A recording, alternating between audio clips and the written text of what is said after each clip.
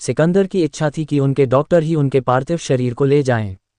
इससे वे ये संदेश देना चाहते थे कि कोई भी डॉक्टर आपके शरीर को ठीक नहीं कर सकता। सिकंदर की इच्छा थी कि उनके दोनों हाथ उनके ताबूत से बाहर लटके रहें।